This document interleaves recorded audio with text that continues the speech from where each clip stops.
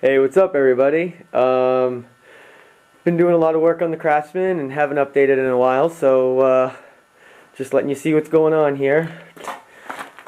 The rear suspension idea has been basically put on the scrap heap because I could not find a way to keep the shifting. The belt wasn't really an issue, but the shifting and the brakes, there was no way to keep those bind free and able to work in all positions if this rear end was to move around a whole lot. So I gave up on that idea and figured I'd concentrate more on the front end and keeping that working in suspension really well on that. So we'll see how that goes.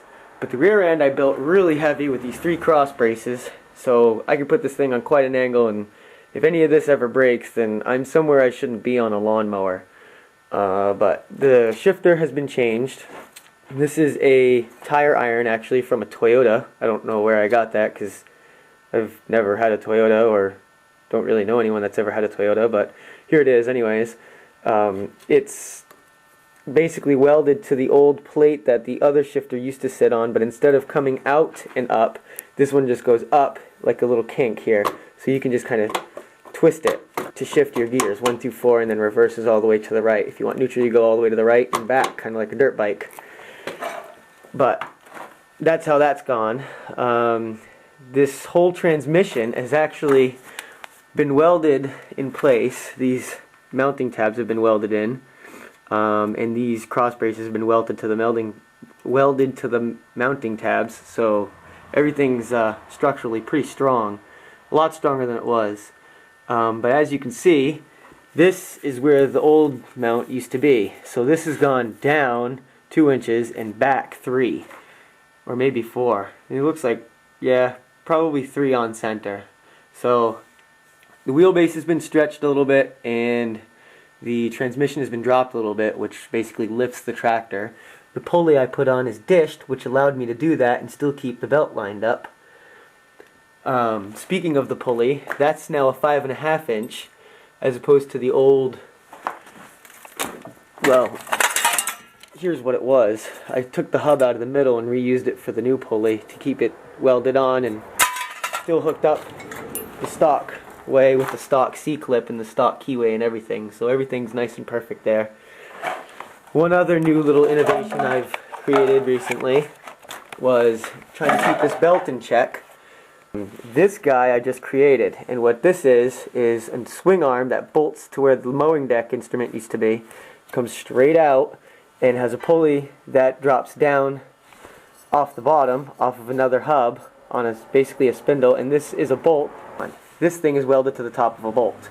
What this thing is, used to be the mower deck adjustment, and what you do is right here we have the old adjuster. You twist that, and it pulls this whole pulley in towards the side of the lawnmower, which you can tighten or loosen this belt depending on what you have for slippage, or if it's stretched, or if you've got a new belt. But it makes it real easy to tighten and loosen it and keep it taut, and then you just tighten this bolt, tighten that bolt, and you're good to go. The thing's never going to move. So I got the other tire on there, and you can see now how stretched out it is versus what it used to be. The rear wheel, like I said, has been pushed back. The center has been pushed back about 3, maybe 4 inches. The back sits up a lot higher now, about 2 inches. Doesn't sound like much, but it makes quite the difference. It easily clears my jack stands on the first 3 or 4 settings. The front end is going to get lifted probably 1 inch, and then bigger tires put on, so probably a total of 3 to 4 inches in the front. Hopefully it all sits level when I'm done.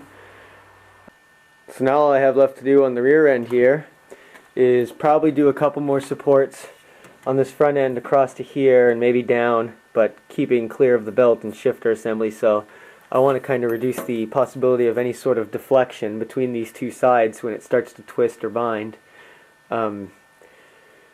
Basically that, and maybe some guards. I'm thinking a skid plate on the bottom, something to protect this underneath of this transmission, which is actually pretty flat, as you can see. This is a foote transmission, by the way. I've never had any experience with these, but the inside of it looks pretty much the same as my my Tecumseh Peerless unit. So other than the fact that it's a 4-speed, it's pretty much the same. I also have to make some sort of belt tensioners, or not tensioners so much as keepers, but something that comes out and sits about right here and right here, just beside the pulley and the belt, or just in front of it, and another one that sits on the edge of this guy that comes out like a little finger that hangs down like that. Because as you can see, when you push the clutch in on this guy, all hell breaks loose. So that's gonna fall off there, and that already fell off there. I got these two, I don't know where I got these hooks. These two things right here, they're, I have no idea. They're made out of steel, and I found them in the scrap pile here, and just decided that I could try to make these work, and they seem to work pretty good actually. I've got them welded in the center here. They're crossed, one from each side, and that gives a little support to the top, because these two are basically connected as one unit. And these belt tensioner, or the belt retentioners, you would basically, for this belt to fall off, it would have to come up and out about an inch or so, which really doesn't look possible.